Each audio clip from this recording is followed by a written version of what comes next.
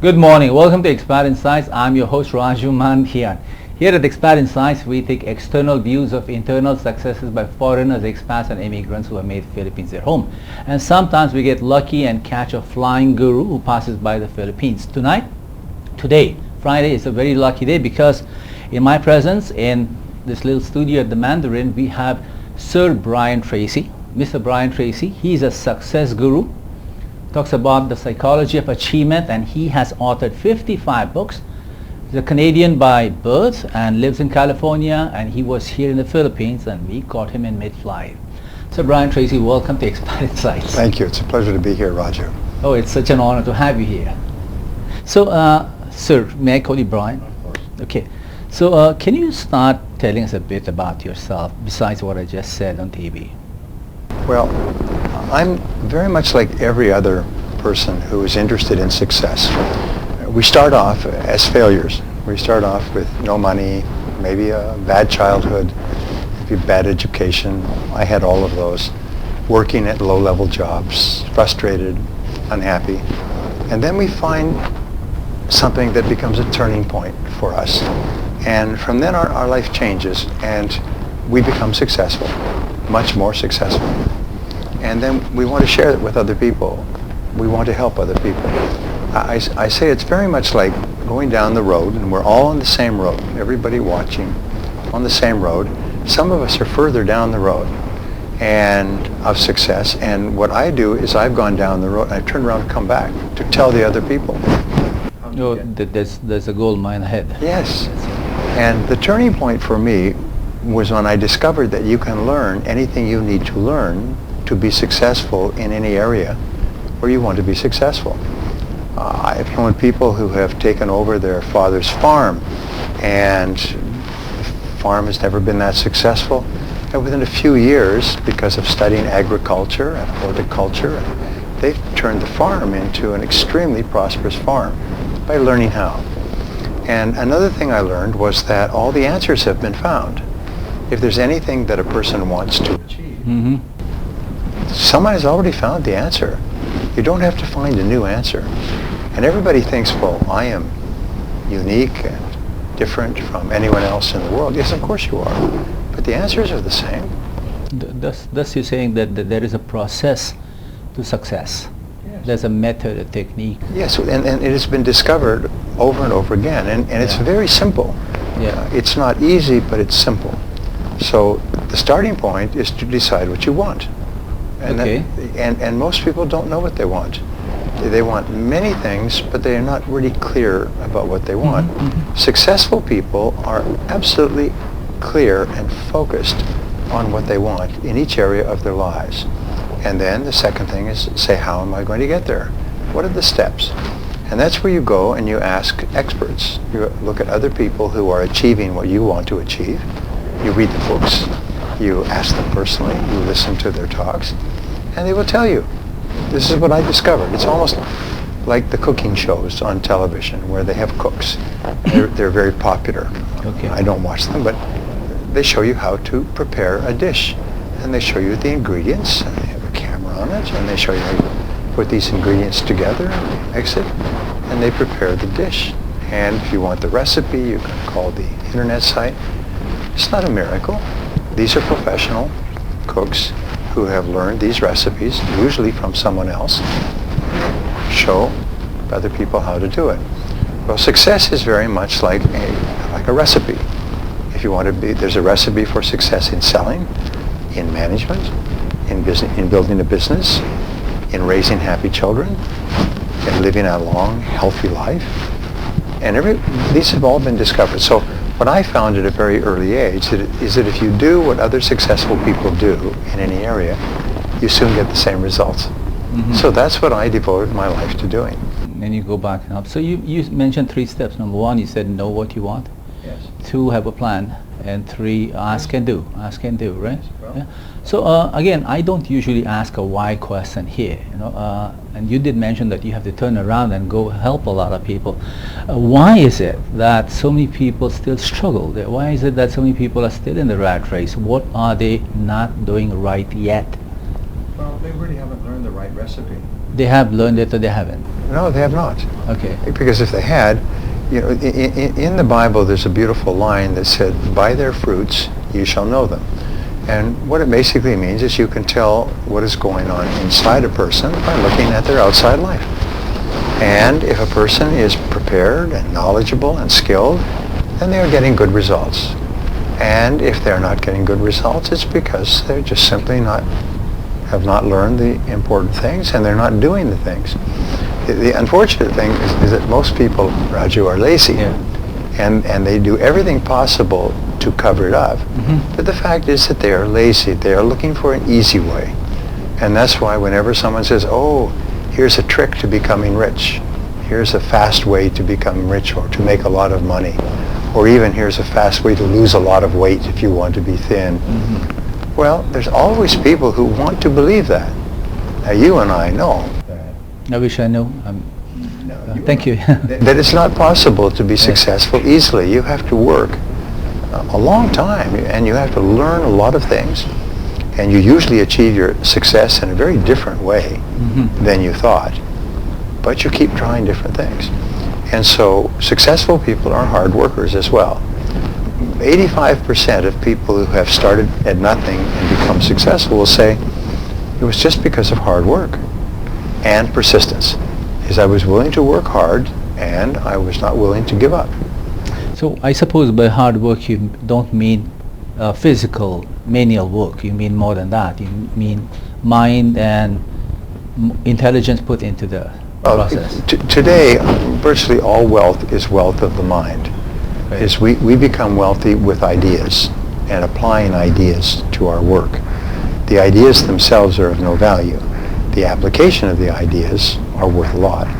So the way people succeed is they come up with good ideas, and then they put those ideas to work for a long time. So between knowing what you want and the process and doing it, there has to be a innovative idea, something different from the other. So that's one middle step. Now, one of the most important experiences I ever had, and I learned it already, but I met a man who had spent 54 years studying success. And he was 88 at the time, and I had read all of his books. And he had discovered 1,000 success principles and written 4 books. And each book had 250 success principles. And some of them were very short and very simple, like be punctual. If you be punctual, you join the top 2%, because only 2% of people are punctual all the time. And others were more complicated, be creative. He would have several pages on how you could stimulate your creativity to find better ways to do things. So when I met him, we sat together. I said, you know, I've read all your material, and I have a question for you. If you could select only one success principle, Right. what would it be? Right. And his answer was, learn from the experts. Okay. So Learn from the people. replicate. Yes, process. replicate. Learn from the people who've gone before you, who have already paid an enormous price to learn these ideas, and just do what the experts do. And wonderfully enough, all that information is available. Okay. Sir Brian. Sir Brian, is that okay? Sir Brian. In the Philippines, we call everyone Sir Brian. So you're not knighted yet. I hope you get knighted very soon. But Sir Brian, so I want to this little thing that he told us, of the 55 books that you've written, which one of them would represent this thought? The one that you just shared with us. There is not one, because I have developed and expanded in many different books. Each time I write a book, I start with a clean piece of paper. I never refer to any other book, and I sometimes never refer to other information. I write it based on my research. For example, I wrote a very popular book. It's for sale here. It's called $1 Million Habits. And it's based on the fact that successful people have habits that lead to success. Maybe a habit of punctuality. So I divide it into 12, and I have 12 categories. I'll say, all right, habits for personal success, habits for business success, sales success, family success, health success, time management success. And I'll just go through 12 of the most important areas of life, and I'll say, this is how to develop the habit through repetition. And once the habit is developed, you will accomplish 2 times, 5 times as much as a person who does not have the habit. So So make it a part of your being, make it a part of your character. All habits are learned. Now, I wrote another book several years later called No Excuses, The Power of Self-Discipline. And that explains how you develop the discipline to develop the habits. How you develop the disciplines in 21 areas, the disciplines that you need to be successful in those areas, and they're all learnable. So what is that one thing about forming a good discipline? Practice, just repetition. But that's what you do to make a habit. Yeah. What do you do before making it a... Make a decision. Make a decision. It was a good book written many years ago, and the title is enough. It's called The Power of Decision. It's a short book, and it basically says that nothing happens in life until you make a decision and take action. But after that, everything happens. So making a decision to be excellent at what you do. Now, what does that mean? It means that you want to be in the top 10 or 20% in your field. Why? It's because that's where all the success is. And it takes just as much work to be in the top 10 or 20% as to be in the bottom 20%. So you develop the disciplines and the habits that the top people have. And nobody starts off with them. So they're all learned. So you can learn any discipline or habit that you want to. I want to talk to you a bit about sales and achievement, something that you discussed in the seminar today with ITD, no? But let me just close this. Two things that on my mind. Number one, would you like to mention the name of the 88-year-old person who taught you your men? His name was Kopmeyer. He died many years ago, and his books are all out of circulation. So that people ask me where are they? I don't know. They've been out of circulation for many years. Yes, it's Kopmeyer. Okay. And but as I say, he died about 20 years ago. Okay. And his books were out of circulation years before that. So people are always saying, where do I get the books? I don't know. The books no longer exist. And the second question from that same perspective is that you were inspired by someone, you were mentored by someone in a way, no? In all these 40 years and 55 books that you've written, has there been somebody who's delivered outstanding results and become a replica of you? Is there someone you have created like yourself? Well, everywhere I go, I've spoken now in 61 countries. Really out in the limelight? I really don't know the question. There's thousands of people, including the people in this room today, who have become wealthy using my material. Coming to my seminar when I was here before, reading my books, listening to my audio programs.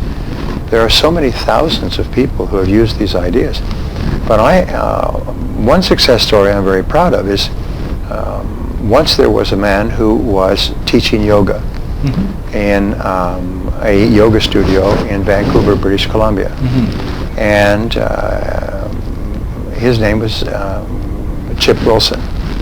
And Chip was teaching yoga, and he began to carry yoga clothes. Just he would buy them and carry them on consignment because he found a lot of his students didn't have the right clothes to wear for yoga.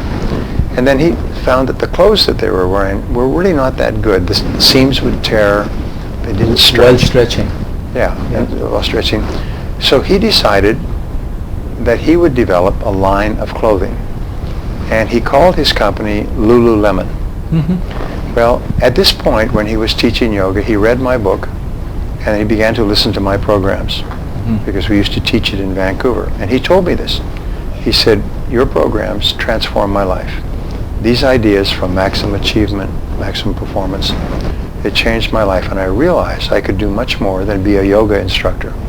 So he started this company called Lululemon, and he began to manufacture clothes in Taiwan, China, and they were a special type, more expensive, but a special type of yoga clothes, higher class, and they breathed. So people could actually wear them all day. And the person would perspire, but the clothes would breathe.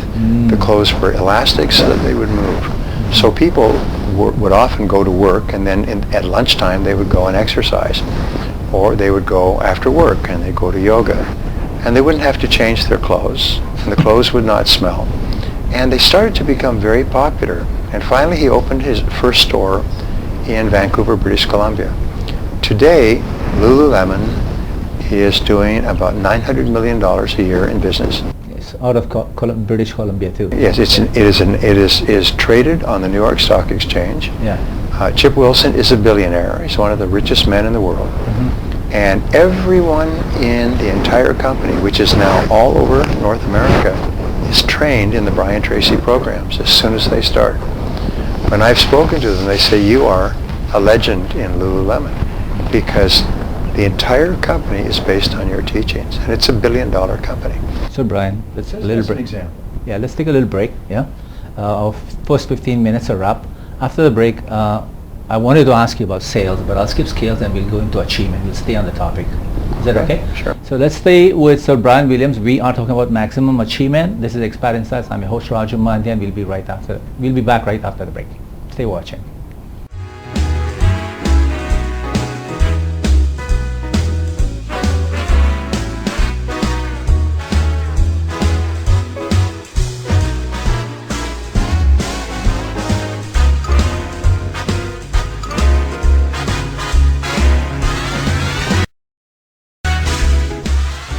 Good morning. Welcome back to Expert Insights. I'm your host Raju Mandhyan. We are with Mr. Brian Tracy, and we are talking about maximum achievement. He just finished telling us the 3 steps to success. Number 1, know what you want. Number 2, have a plan. Number 3, do it. And in between, find an idea and a mentor.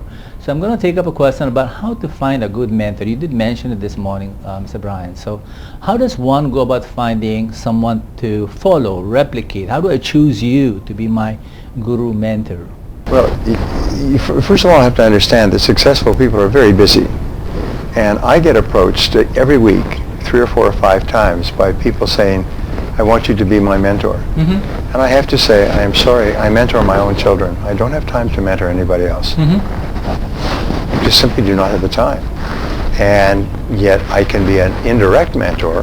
Many people here say that I am their mentor. I am their mentor because they read my books, and they listen to my programs, and they attend my seminars when they can. And they subscribe to my free newsletters on my website, where we send out an enormous amount of material. I also have many of my programs on YouTube, so that people that are no charge, that are on every subject of success. So people can select a mentor like me today and have that as person as a mentor on the other side of the world. All right, good. So we don't get lucky with you, so they find somebody else or use you in absentia. Yes. So you can make them your mentor, but you can't get to them because they're so busy. And people like myself, we charge sometimes several $1,000s an hour as consultants. So it's not possible. But it is possible if you use all the materials that we produce that are free, that are available online. The most important thing is that if you get a mentor, if you look for a mentor locally, someone in your business, don't take up all of their time. Ask them for advice on what you can do to be more successful, and then follow the advice, and then report back and say, I followed your advice. So that's on a need-to-know basis. Don't be overwhelmingly dependent on them. No, just ask for advice, and they will give you guidance. And if they feel that you are really a good student, they'll help you even more. Brian, in the workshop today with ITD, you spoke about 3 things. These were really powerful things even for me. Number 1, you spoke about goal setting, and you spoke about blaming others and guilt. Three things, very powerful things. So whichever you want to start with. Do you want to start with how do you manage guilt? How do you leave behind the baggage in your life to progress ahead? Would you want to go with that? Yes. Okay. This had a major effect on my life, what we're going to talk about, and it has now had a major effect on the lives of millions of people. I spent about 4,000 hours studying the subject of negative emotions, which include guilt and other things, and studying the work of some of the most advanced people in history. And what I discovered was some very simple but powerful things. First of all, the natural state of the human being is to be positive and happy. That's the natural state. Okay. The natural state of the physical body is to be healthy. Okay. And the natural state of the mental or emotional body is to be positive and healthy and happy. So why aren't people? Well, the child is born completely positive. Sometimes I ask, have you ever seen a negative baby? No, not me. No, there are no negative babies. So how does a person develop negative emotions and negative attitudes? Well, the answer is they have to be learned, and they are taught. Just like the positive ones. Yes, the positive ones are natural. The negative ones are taught. You have to learn a negative emotion, and the way that we learn negative emotions is usually through destructive criticism from our parents when we were children. Step one. And parents don't understand that. Parents think that they're trying to help their children by criticizing them when they do something that's wrong. But the child is pure emotion in the first 3 to 5 years. There's no concept of logic or reason or touching something. There's no so when the parent criticizes the child or shouts at the child or punishes the child, it terrifies the child. It scares the child at a deep level, and it affects them emotionally, and it creates a fertile soil for negative emotions to grow. Whenever you see an unhappy adult, you see the results of an unhappy childhood. Wow, that is sad. Well, yes, it is. So, most of us, about 98%, according to the best psychologists, have a lot of negative feelings, what they call deficiency needs. We feel deficient in love and respect and esteem and confidence and feelings of competence. So it's quite normal. However, when you become an adult, you can take command of your own thinking and your own feeling. And no matter what has happened to you in the past, you can decide that in the future you are going to be a positive person. So here's the second thing. That goes back to the power of decision. Yes. Yeah, okay. But here's the second thing I learned is that when you eliminate negative emotions, only positive emotions are left. So the great question in life is how do you eliminate negative emotions? You're asking the questions I should ask. Okay. No, so I know the answer is how do you get rid of them? And this was my area of study for several years. And I was just overwhelmed by this, that everybody in life wants to be happy. This is the number one goal of virtually everyone, unless you're Stalin or Hitler or somebody crazy, but you don't use that as an example. People want to be happy, so why aren't they? But what stands between each person and happiness is negative emotions. Well, how do you get the negative emotions out of the way? What you have to do is you have to go through and you have to eliminate negative emotions. And there's several steps. And when I learned the steps, it's quite amazing. It's like learning how to say a particular sentence in a foreign language and saying the sentence and people understand what you mean. So in eliminating negative emotions, the first step is to stop expressing negative emotions. In other words, stop talking negatively. Because when you express negative emotions, the rule is whatever is expressed is impressed. Right. So if you say something negative about yourself, your subconscious mind believes it. For example, if you say, oh, I'm always late, or I am so clumsy, or I'm always a klutz. Yeah, I'm a klutz. Yeah. Your subconscious mind believes it and then coordinates your muscles and activities so that's the case. I remember I used to say I always spill coffee or tea. I always spill it. And no matter what happened, I always spilled it. And then I started saying, I never spill my coffee. I never spill my coffee. I always hold the coffee firmly and never spill it. Stop spilling. Whatever message you send from the conscious to the subconscious is accepted as a command. So therefore, first rule is never say anything about yourself to yourself that you don't want to be true.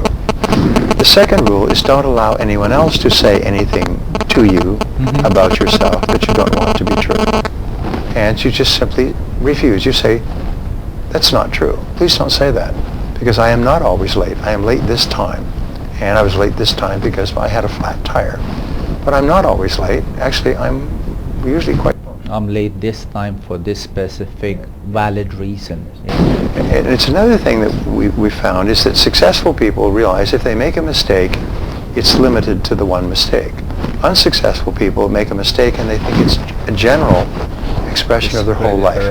They think that there are one big mistake. Whereas successful people realize it's just a single mistake, and therefore it has no past and has no future. It's a single mistake. It's done. Now the second thing we find is that negative emotions require a certain mental climate to exist. And the climate consists of 3 or 4 things.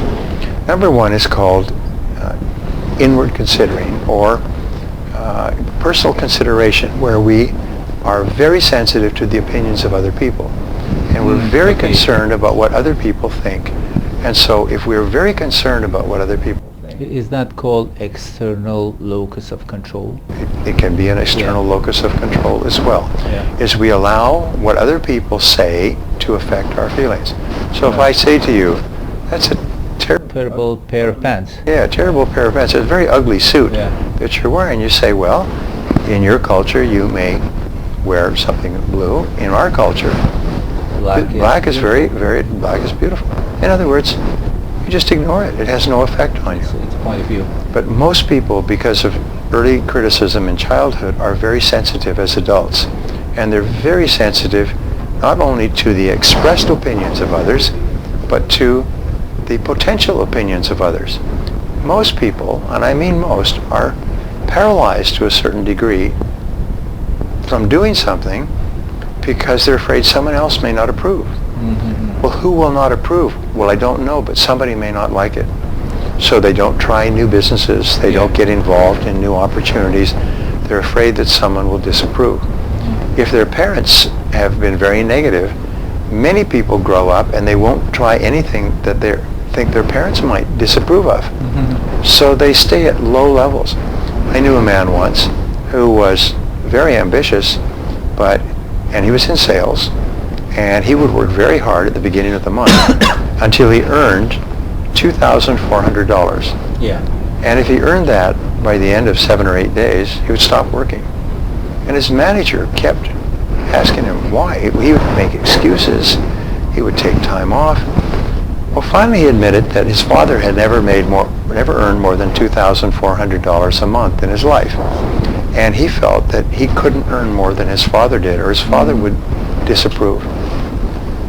And finally the sales manager said, well, forget about your father. Think about your son. Think about the example that you're setting for your son. Yes. Would you want him to be limited in his success? And that broke the mold. And he broke free of his worry about the opinion or disapproval of his father. Many adults are still very worried about whether or not their mother or father will approve. And also, we call this inward considering. Inside we are considering the opinions of others. We're really worried about what other people may think about us, and we're afraid. So for example, in selling, we are thinking of calling on strangers who we have never met before and who we'll probably never see again. But we're so afraid of their opinion we won't call on them, and so we fail in sales. But top salespeople say, I'm not concerned if they approve or disapprove. I will call on them, and if they're interested, I will sell them my product, and if they're not, they're not. So thinking about the opinions of other people paralyzes you. And if you think about them too much, soon you can't do anything. You can't do anything by yourself. You're always thinking about others. So what you do is you reach the point and you say, well, I just don't care what others think.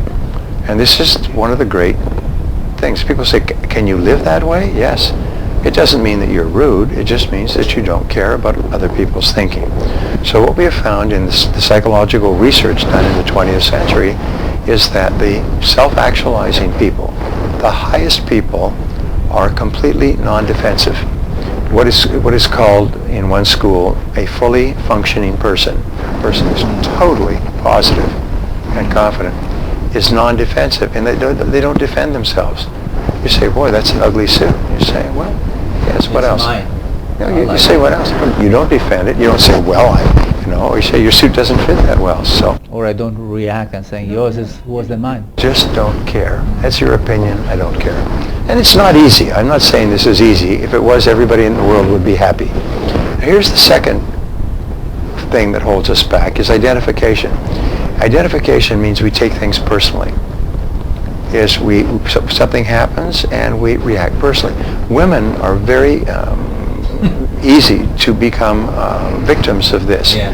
You cannot say very much because women are more emotional, but if you say something, you say, they're too short. Or you can even say, this room is really hot. Oh my God, I didn't turn the air conditioning on. It's me. I should have done it, and so on. Or you can say anything general and they take it personally. Mm-hmm. It's very hard for women to take anything generally. It's always personal. So we take something personally, but if you stop taking it personally, you say, well, that doesn't affect me. One of the things that my wife and I say when we see something, we say, it's not our problem. That's not our problem. It's unfortunate if there's a problem, but it's not our problem. And we just don't. You and your wife together. Yeah. So it's sort of our joke. We remind each other. Okay. You update yourself. Yeah. Now the third area is justification. It's impossible for negative emotions to exist if you cannot justify them. Now by justifying them, you tell yourself that you are entitled to this negative emotion. You have a right to be mad. It's mostly anger is where negative. Oh, okay. Because of what this person did, or because of what happened, I am entitled to be angry. And so therefore, if you're angry, then you want to hit back. You want to attack. Revenge. All anger leads to a desire to attack, to get revenge. So, but if you don't justify, if you say, well, it just happens. For example, somebody cuts you off in traffic, and you can become angry. Cut me off in traffic, or you can say, well, that person's probably in a hurry, just like me, and he wasn't looking. And there's no negative emotion attached to it. So a negative emotion is an electrical charge. You see, there is no situation that is either positive or negative. It's only the way we interpret it that adds the charge. So negative people keep adding a negative interpretation of everything. So how do you eliminate negative emotions? And this is the most important thing I've learned. Yeah. And I've taught it to 1 million people, and many people said it changed their life. But what we found is that it's impossible to accept responsibility for yourself and your emotions and be negative. It's like a switch. You throw the switch and you say, I am responsible, and all negative emotions stop. Really? It's the most, when I learned this, even today, when I share it, even today I'm amazed at it. You cannot accept responsibility and be negative at the same time. Thus, let me understand this well, no? So if I'm angry at the person A for something he did years ago, did not pay up, did not turn up, spoke ill about me, and I take responsibility for what occurred, then everything that I carried, everything negative would be washed away, would be deleted. No, what you do is Yeah. you say, I am responsible for my own emotions. Okay, not for what happened or what he did, but for how I'm feeling about that incident now. Yes. Okay. I am responsible for my own emotions. I'm responsible for my future. And so the key is, we said that the expression of negative emotions is what causes negative emotions to come alive and to grow like a fire. Right. So You're feeding them by... you feed them. Correct. Yeah. Yes. So if you feed a negative emotion by talking about it to yourself or to others, and when we're angry, we all have had this experience, we're thinking and we can't sleep, and we keep telling ourselves why we are entitled to this negative emotion, why what that person did was bad, and I am entitled to be mad because of what they did. As soon as we stop doing that, the negative emotion stops. And the way that you stop the negative emotion is you just say, wait a minute, I am responsible. I'm responsible for my emotions. And here's the key, is we find reasons not to express negative emotions. Now, what does that mean? Well, each person has a fabulous brain, and they are able to put a meaning on anything that happens. So if we say, I'm entitled to that negative emotion, and we think more and more reasons why we're entitled to be angry, we become angrier and angrier, and we lose control. But if we say, wait a minute, the person cut me off in traffic, made me angry, but I was turning on the radio, I wasn't paying attention. If I was paying attention, they wouldn't have cut me off. So I'm responsible to a certain degree. Maybe I need to be just more careful when I drive. Maybe that was a good thing that happened because it reminded me to be more careful when I drive in traffic. So you look for reasons not to be negative. To improve. Yes. So let me give you an example that I use. So people have a bad relationship in a marriage, or a bad relationship in a job, or a bad relationship in a business. They make an investment, somebody cheats them, so they get very angry because we hate loss. Human beings hate loss of any kind, loss of emotion, loss of money. And so we think about that person and what the person did, and we start to think more and more, and we see more and more bad things that they did. And so what you do is instead you use your brain to Intelligence. your intelligence, and you say, well, wait a minute. It was a bad marriage, but who married the person? Right. Who found the person? Who found it? I married the person. And the bad marriage lasted for 5 years. Who stayed in the marriage? I knew it was not a successful marriage. I could have run away on day one. Or I could have not gotten married, or I could have admitted the truth that I'd made a mistake. So people, and say, look, this is not a good marriage. It's not a good relationship. I think we should go our separate ways. And more people are doing that today. They're being counseled to say, look, just because you are not compatible doesn't mean that one person is bad. You see, we have been raised, especially in our Judeo-Christian system, but also in the Muslim and Buddhist system, to believe if something is wrong, someone is guilty. If something is wrong, someone is guilty. But what if no one is guilty? What if that was a myth? Yes. So I teach people that no one is guilty. If two people get married and they're not happy together, no one is bad. Neither of them are bad. They got together with the best of intentions. They wanted to be successful, and it didn't work out. So what they can do is say, look, we made a mistake. It's like we went to a bad restaurant and the food was no good. We just don't go back to that restaurant anymore. Let us separate and go our separate ways. And more people are being counseled to do this. Instead of being made angry, suing, what they say is, look, it hasn't worked out. Let's be friends. Let's be peaceful. We have children, or we have other responsibilities. Let's go our separate way. Now, what if you get into a bad business deal and you invest money and the person cheats you? Well, you have to realize it was you who decided to invest. Yeah. You are responsible. I married the person. I'm responsible. I decided to invest, and I probably thought it wasn't a good idea. I was worried at the beginning, but I went ahead and invested my money, and I lost it all. So I'm responsible.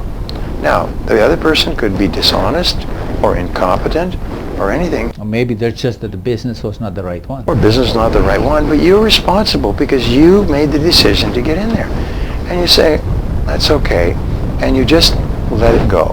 Now, there was a really great observation that helped me a couple of years ago. It's whenever you think of another person in a bad situation, you say, no villains, no victims. Say that again. No villains, no victims in life. Okay. Yeah. In other words, the other person is not a villain. The situation didn't work out. You had a boss, and it was a bad boss, and you got fired from your job. No villains, no victims. You see, it's impossible to have a negative emotion unless you make the other person the villain, the evil person, and yourself the victim, the innocent victim. If you say no villains, no victims, no negative emotions. If you just realize that we're just different, then it can be a path to healing. Yes. So you just say, I am responsible. It didn't work out. I'm responsible. The marriage didn't work out. The investment didn't work out. The job didn't work out. I'm responsible. I'm an adult. I made the decision. I'm sorry. It's okay to be sad. for having made a bad decision because it was expensive, but that goes away very quickly. So recognize the sadness and live it or let it go. Yeah, and just let it go. Say, well, I'm really sorry I made that mistake. But here's something I always teach people. Yeah. Is never be unhappy about something that you cannot change. And you cannot change a past event. Yeah. And this is very important, is you can change the future by changing what you do today, but you cannot change the past. So you always ask when you're dealing with a situation that's causing you negativity, is it a fact or is it a problem? If it's a problem, it's something you can solve. For instance, a goal that you have not achieved is a problem you have not solved. If you want to increase your income, that's a problem you need to solve. I need a higher income. Well, how do I solve that problem? So be rational and objective about challenges. And say, what steps can I take? But you cannot change a fact. And a fact is a past event. And most of the unhappiness in the world, yours, mine, everybody's, we're all the same, is being unhappy about a fact. Correct, because you can't be unhappy in the future. No. So sometimes I will joke with my audience. I say, imagine a man comes up to me in a seminar and I say, how are you? And he said, I'm fine, but I'm really angry. I'm really angry. Really, really angry. I said, really? Why are you angry? He said, well, it was because of the picnic I was going on with my family. Picnic 5 years ago. I said, your picnic? He said, yes, well, we packed up everything on Saturday and we had all the food and had the car loaded. And we got up on Sunday and it was raining. And it rained all day and we couldn't go on the picnic. And I'm still angry. I did all that planning and preparation and then it rained and I'm still mad. Well, if somebody said that to you, you'd say, this person needs some professional help. This person is mad 5 years later because it rained On a picnic. On a picnic. It rained on a Sunday. Well, so one of the things that I learned was that if a negative event happens, it's just the same as if it rained. An incident. It just happened. It's an event. And it's an event and it's gone. It's over. So never be upset or angry about a past event because you can't change it. So I encourage people to become more and more focused on the future, which is positive, and that causes you to be positive and happy. Brother, thank you very much. We've done two big issues. Number one is how to get clarity and set goals. Number two is how to get rid of negativity in this discussion. No? Last 2 minutes. Yeah. I wanted to ask you about your family, if you want to talk about that quickly, or maybe what kind of legacy you want to leave behind, what kind of impression you want to create on your family now, so quickly, and maybe you can talk to the TV. Well, many years ago, I made a decision. I thought, what do I want to do with my children? I have 4 children and a beautiful wife. Yeah. And I still remember, I was walking on a beach. I walked all afternoon thinking what I wanted to accomplish, what I wanted to leave behind as a legacy. And my idea, and never changed, I wanted my children, when I had died, when they met somebody, I would want them to say, I knew your father, he was a good man. That's it. And I want my children to say, my father was a good man. He was loving and kind and supportive. And all I can remember of him was that he was a very good man. And that's what I want. I want to be remembered as being a good person. And a good friend, a loyal friend, a good father to my children, a good husband to my wife. And really everything else is unimportant. Right. Thank you very much. You want to tell us how ITD and ITD Asia treated you in your trip here to the Philippines and Asia? ITD is the best company I could possibly work with in Southeast Asia. Yeah. And we now have done seminars in Kuala Lumpur and in Thailand and in Cambodia and in Vietnam and here in Manila in the Philippines. Right. And we are looking at doing seminars in Myanmar and other places in the years ahead. Salamat, thank you very much, and mabuhay to the Philippines one more time. Thank you. So thank you very much for watching Expat Inside. That was Sir Brian Tracy from ITD Consulting. I'm your host Raju Mandhyan. Next week on Expat Insights we'll have Scott Friedman and we will talk about how to celebrate success. Good night and mabuhay. Good weekend and mabuhay. Thank you so much. Yes, doctor.